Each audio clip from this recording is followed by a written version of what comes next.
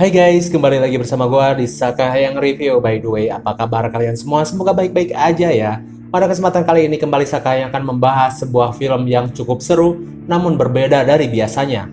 Film ini berjudul Greenland 2020. Film ini berkisah tentang kengerian menjelang kiamat dan usaha umat manusia untuk bisa selamat dalam 48 jam sebelum kiamat tersebut datang. Niatnya sih mau nonton di bioskop ya, namun karena corona, ya udahlah. Daripada kelamaan, mari kita langsung saja ke pembahasan kita. Dan jika kalian suka dengan channel ini, silahkan subscribe aja. Juga subscribe juga Saka Hayang Gaming ya, karena tiap malam suka live streaming di sana. Film ini diawali dengan diperlihatkannya seorang pria bernama John Garrity. Ia adalah seorang arsitek gedung pencakar langit. Namun setelah beberapa jam bekerja, dirinya teringat akan anaknya Nathan. Lalu ia pun berencana untuk pulang cepat dan mempercayakan sisanya kepada temannya. Di perjalanan, John pun mendengar berita dari radio tentang komet yang sebentar lagi akan nampak di bumi. Komet itu diberi nama Clark, kayak nama Superman ya. Singkat waktu, ia pun sampai di rumahnya. Namun sepertinya ia ragu untuk masuk ke dalam rumah. Kenapa? Nanti juga tahu. Ia pun masuk dengan menggunakan kunci serep. Setelah masuk, ia pun melihat seorang wanita bernama Allison dan menyapanya. Namun terlihat canggung. Di perbincangannya, kita tahu bahwa John dan Allison sudah pisah ranjang. Namun sepertinya belum bercerai. Ya, seperti itulah. Namun hubungannya masih baik-baik saja dengan Allison. Kemudian John pun menemui anaknya yang bernama Nathan. Terlihat ia sangat senang ketika bertemu dengan ayahnya. Nathan pun memperlihatkan gambar komet yang lagi viral dan katanya bakalan kelihatan dari bumi. Mereka pun berbincang-bincang, namun di sini kita tahu Nathan mengidap penyakit diabetes. Terlihat dari alat di pinggangnya, dan John bilang, bagaimanapun situasinya, aku akan menjadi seorang ayah yang akan terus menjagamu, Nathan. Dan Nathan pun tersenyum. Singkat waktu, berita pun sudah banyak yang menyiarkan tentang gejala alam komet Clark ini. Dan di malam hari, kita sudah bisa melihat aura merah dari komet tersebut. Pagi pun menjelang ketika John sedang mempersiapkan sarapan, Allison pun yang beres mandi menyuruh John berbelanja. Katanya bakalan ada perkumpulan tetangga di rumahnya. Wow, ternyata kalau udah pisah ranjang istriku jadi mempesona ya. John pun orongoh. Dan ia pun pergi berbelanja bersama Nathan. Sesampainya di sana, ia pun kaget karena melihat di langit banyak sekali pesawat-pesawat yang sedang mengungsi. Entah ada apa sebenarnya ini. Mereka pun masuk dan berbelanja. Namun ketika sedang memilih barang, John pun mendapat pesan darurat dari presiden yang berisi pengungsian terhadap orang-orang terpilih untuk menyelamatkan diri. Dan ini bukan uji coba. Segera pulang dan kemasi barang-barang. John pun kaget, ada apa ini? Ia pun segera pulang. Sesampainya di rumah, ia pun segera menemui istrinya. Namun mereka sedang sibuk kumpul-kumpul tetangga sambil melihat berita komet Clark. Ia pun berbicara kepada istrinya bahwa ia mendapat pesan dari presiden dan katanya hanya orang-orang terpilih saja. Namun Allison belum mempercayainya. Hingga siaran langsung jatuhnya komet yang katanya bakalan ke laut pun disiarkan. Dan hitungan mundur pun dimulai. Namun kok belum terlihat benturan di laut, dan ketika John memeriksa keluar, suasana sangat hening. Burung-burung pun seperti ketakutan. Lalu, semua orang panik ternyata komet itu jatuh di Florida, bukan di lautan lepas, dan menghasilkan gelombang kejut berjarak 1.500 mil dari kejadian. Dan katanya komet tersebut berdiameter sebesar lapangan football. Semua orang tidak percaya dengan apa yang mereka lihat ketika berita menyiarkan kengerian secara live kejadian tersebut. Dan katanya itu hanya sebagian kecil dari pecahannya saja. Lalu setelah itu muncullah pesan kedua kali dari presiden untuk segera bersiap-siap menuju bandara militer untuk diungsikan ke tempat aman. Namun semua orang heran kenapa hanya keluarga John yang mendapat pesan tersebut, sedangkan yang lain tidak. Ternyata memang hanya orang-orang terpilih saja yang mendapat pesan itu, lalu semua orang pulang untuk mengecek ke rumahnya masing-masing. Sedangkan John dan keluarganya bersiap-siap untuk pergi dalam kepanikan. Dan terlihat langit pun sudah berubah merah akibat ledakan dari komet itu. Sudah seperti akan kiamat. Kemudian mereka pun berangkat, namun di perjalanan tetangga mereka yang tidak mendapat pesan pun panik dan meminta tolong kepada John. Jelas John tidak bisa berbuat apa-apa. Mereka hanya bisa pasrah hingga ada satu ibu-ibu yang meminta tolong untuk membiarkan anaknya ikut. Namun jelas tidak bisa. Sungguh drama yang memperlihatkan kegetiran ketika manusia sudah diambang kepunahan. John pun meminta maaf dan pergi meski di hatinya tidak tega. Namun mau bagaimana lagi, dibawa pun tetap anak itu tidak bisa ikut dan akan ditelantarkan. Malam pun tiba, di perjalanan mereka dikagetkan dengan antrian mobil yang begitu panjang dan mana mungkin bisa sampai tujuan dengan tepat dengan situasi seperti ini. John pun memutar arah dan menerobos jalan karena waktu sudah mepet. Singkat waktu, mereka pun sampai di pangkalan militer. Dan terlihat banyak sekali kerumunan orang yang memaksa ingin masuk, namun hanya yang mendapat pesanlah yang diizinkan masuk. John pun menerobos dan memperlihatkan kode QR untuk bisa masuk untuk orang-orang terpilih. Oh ya, kalian pasti bingung kenapa si John terpilih? Ya karena ia adalah seorang arsitek dan insinyur gedung-gedung tinggi, jadi ia sangat dibutuhkan di masa depan jika manusia bisa bertahan. Mereka pun masuk dan dipasangkan gelang ID. Dan diberi tas untuk memilih barang-barang yang paling penting untuk dibawa. Namun sialnya obat diabetes Nathan tertinggal di mobil. Aduh, John pun bingung dan bertanya pesawat akan berangkat berapa jam lagi atau berapa menit lagi, dan katanya sekitar 15 menit. John pun berencana kembali keluar untuk mengambil obat tersebut dan menyuruh istri dan anaknya menunggu di sini. Namun ketika John pergi, istrinya yang khawatir malah meminta petugas untuk menyusulnya. Dan ia pun menjelaskan tentang obat diabetes itu, namun itu sebuah kesalahan besar karena orang berpenyakit tidak diizinkan untuk pergi.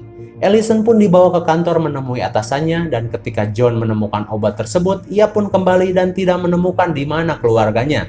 Sedangkan Ellison yang sudah bersusah payah meminta agar Nathan bisa pergi, bahkan ia bilang, "Bayangkan jika ini adalah keluargamu," namun atasan tersebut bilang, "Oh please. Semua keluargaku tidak terpilih, bahkan sebagian besar dari tentara di sini tidak terpilih, mereka hanya melakukan tugas dan pengabdian akhir sebelum kiamat." Ellison pun terdiam. Andai saja ia tidak ember kepada petugas tentang Nathan. Di sisi lain, John yang sudah masuk pesawat pun mencari di mana keluarganya, namun tidak ketemu. Hingga pesawat akan segera ditutup, ia pun ditanya seseorang tentang, "Hei, lu punya orang dalam ya?" "Hah, kenapa?" "Itu orang berpenyakit kan nggak bisa pergi." Lalu John pun kepikiran, apakah keluarganya ditahan? Ia pun segera meminta untuk turun, namun petugas bilang kalau lo turun, kita nggak akan nungguin lo. John pun mengambil resiko itu, dan ketika ia turun terjadilah kekacauan karena masyarakat sudah menerobos ke dalam bandara.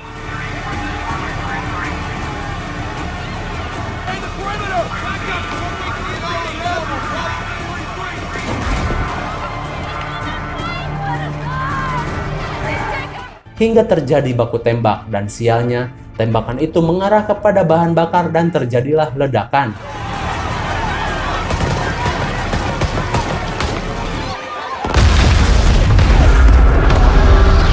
Semua orang berhamburan dan berlari akibat kerusuhan tersebut. Sedangkan di luar, istri dan anaknya yang diusir pun kembali ke mobilnya. Dan malah saling-singan alias apa ya? Ya pokoknya nggak ketemu sama suaminya. Mereka pun meninggalkan pesan di mobil untuk suaminya, dan beberapa saat kemudian John pun keluar dan mencari ke mobilnya dan tidak ketemu. Hanya ada pesan yang bertuliskan, "Kami pergi ke rumah kakek di desa, susul saja ke sana." John pun merasa frustasi, sinyalnya pun tidak ada. Di sisi lain, Ellison pun mencari obat diabetes untuk anaknya dan pergi ke supermarket yang sudah benar-benar terjadi kerusuhan. Ia pun mengendap-endap dan mendapatkan obat yang diperlukan hingga datanglah komplotan orang bersenjata menambah kericuhan. Ellison pun hampir ditembak, namun untung saja ada orang baik yang membiarkannya pergi. Hingga mereka pun nebeng di mobil orang yang katanya akan pergi ke utara, dan untung saja mereka baik dan mempersilahkannya masuk. Di perjalanan, akhirnya John pun menghubunginya, namun dengan sinyal yang luplep alias tidak stabil. Tidak jelas percakapan mereka. Telepon pun keburu mati, lalu terlihat orang-orang yang sudah pasrah malah berpesta miras di atas gedung sambil melihat ledakan dari komet tersebut. Hingga John pun mencari tumpangan dan ia menemukan truk yang akan berangkat. Ia pun meminta izin nebeng papalidan ke arah utara dan ia dipersilahkan. Di perjalanan, John pun ditanya oleh seseorang karena melihat gelang khusus orang-orang terpilih. Ia bertanya, "Apa pekerjaanmu?" John bilang, "Arsitek." "Oh jelas, mereka membutuhkanmu." Namun John bilang semua tidak sesuai rencana akibat terpisah dari keluarganya. Lalu orang itu bilang ada penerbangan lokal dari pelosok Amerika yang membawa orang-orang ke Greenland. Dan katanya di sanalah mereka membuat bunker tersebut. Jika kita bisa sampai di sana, kita bisa mengungsi ke Greenland. Di sisi lain, Allison bersama anaknya pun harus mendapat musibah dari orang yang ditumpanginya. Ternyata orang itu menginginkan gelang Allison dan merebutnya untuk bisa lolos sampai di pangkalan militer. Allison pun dipaksa dan ditarik keluar. Ia pun mengambil gelangnya juga menculik anaknya. Allison pun tidak tahu harus bagaimana. Lalu di sisi John, ia pun dilirik oleh orang jahat yang juga menginginkan gelang itu. Dan terjadilah pertengkaran dan mereka pun berkelahi di dalam truk. Dan alhasil, truk itu oleng dan tergelincir. John pun harus tanpa sengaja membunuh orang rese itu dengan menggunakan palu, dan dengan lemas ia pun kembali naik truk, namun orang baik yang memberitahu info tentang pentingnya penerbangan harus mati karena kecelakaan. Dan Allison yang sedang berjalan pun melihat meteor sudah semakin banyak menerjang bumi, dan ia pun akhirnya mendapat tumpangan untuk pergi ke bandara militer. Diduga anaknya dibawa penculik tersebut ke sana. Dan benar saja, penculik itu masuk dengan membawa Nathan dan mengaku mereka orang-orang terpilih. Namun untung saja Nathan bilang bahwa mereka bukan orang tuaku, aku diculik, dan mereka pun ditangkap.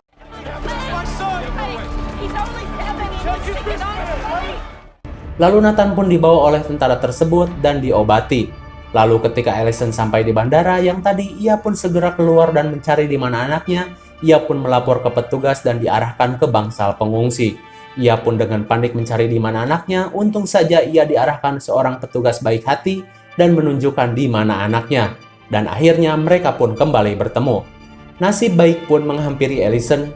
Ada seorang suster baik yang menawarinya tumpangan juga obat-obatan buat Nathan. Ia pun memeluknya. Singkat waktu, John pun harus masuk ke rumah orang yang sudah pada ngungsi dan melihat berita semakin mengerikan. Bencana alam di mana-mana dan diramalkan meteor terbesar akan datang di beberapa jam lagi. Ia pun segera membersihkan diri dan mengambil mobil di sana untuk segera pergi ke rumah mertuanya. Singkat cerita, ia pun sampai dan bertemu dengan mertuanya. Mereka pun berbincang-bincang tentang apa yang akan terjadi, juga tentang Allison. Hingga beberapa saat kemudian, akhirnya Allison pun datang bersama Nathan dengan diantar bus militer. Segera setelah menelpon, mereka pun menjemputnya. Dan terjadilah adegan mengharukan di sini. Adu jigong pun tidak bisa dihindari. Segera mereka pun pulang. Di rumah, mereka pun membicarakan tentang informasi penerbangan ke Greenland. Dan terlihat di berita pun sudah semakin kacau. Waktu hanya tersisa beberapa jam sebelum semuanya musnah dan mereka pun bersiap-siap. John pun menemui mertuanya untuk diajak pergi, namun ia tidak mau. Ia ingin di sini saja dan menyuruh kalian saja yang pergi dan saling menjaga satu sama lain. Hingga tiba-tiba bongkahan meteor lain pun jatuh ke bumi. Mereka pun panik dan segera bersiap-siap untuk pergi, dan Nathan pun berpisah dengan kakeknya untuk selamanya. Namun mereka berusaha untuk tetap tegar, mereka pun berangkat. Singkat cerita, setelah beberapa mil mereka berkendara, mereka pun harus terdiam ketika melihat ada kecelakaan dan terjadi kemacetan. Hingga tiba-tiba di radio terdengar berita bahwa partikel-partikel meteor akan jatuh di wilayah mereka. Dan benar saja, tiba-tiba partikel meteor itu jatuh dan menghujani wilayah tersebut.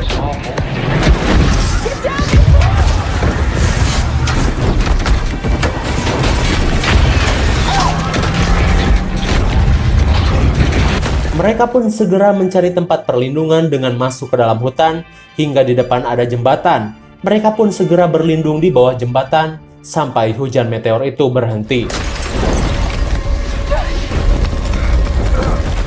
Di malam hari, mereka pun melanjutkan perjalanan menuju bandara lokal. Dan mereka was-was apakah akan tepat waktu atau tidak. Terlihat pos penjagaan pun sudah kosong. Dan mereka pun menerobos masuk, semuanya sudah kosong. Hingga ada satu pesawat yang akan segera lepas landas. John pun memaksakan untuk mengejar pesawat tersebut karena memang itu pesawat terakhir yang akan pergi. Ia pun mencegatnya. hingga si pilot pun marah dan beradu debat. Namun karena permohonan dari mereka, akhirnya mereka pun diizinkan untuk naik karena memang tidak ada lagi penerbangan lain. Dan beberapa saat ketika mereka take off, para penduduk lain pun datang namun sudah terlambat. Mereka pun tertinggal dan hanya menunggu nasib.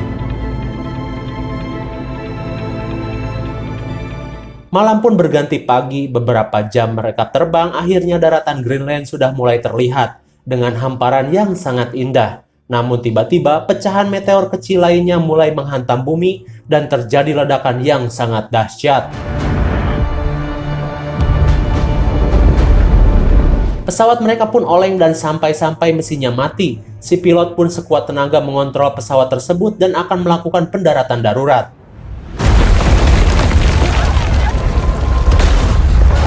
Akhirnya mereka bisa mendarat namun dengan keadaan parah. Kepala pesawat menabrak es dan si pilot sudah tidak bisa diselamatkan. Pilot dan kopilot pun sudah mati di tempat padahal bunker sudah terlihat. Mereka pun bergegas menuju bunker tersebut dan abu meteor pun sudah mulai bertaburan. Mereka pun berjalan dan untung saja di pihak militer melihatnya. Mereka pun dijemput karena beberapa menit lagi meteor terbesar akan menabrak bumi dan akan menyebabkan kepunahan massal melebihi meteor di zaman dinosaurus. Di sini kalian akan melihat kengerian manusia di ambang kepunahan.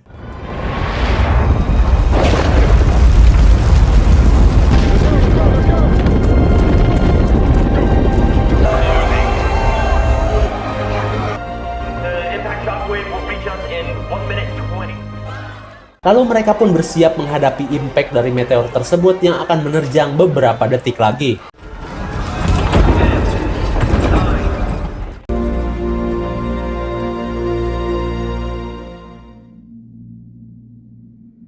Lalu, 9 bulan kemudian, mereka pun baru membuka bunker dan terlihat pemandangan yang sangat mengerikan. Semuanya sudah musnah.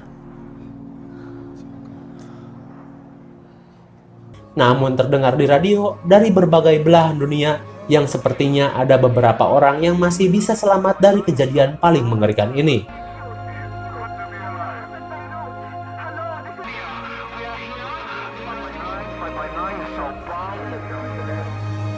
Dan film pun berakhir.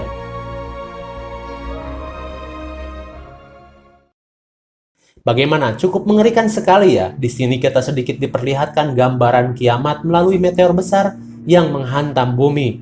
Namun pada akhirnya mereka akan kembali membangun. Ya, meteor aja gini, apalagi kiamat.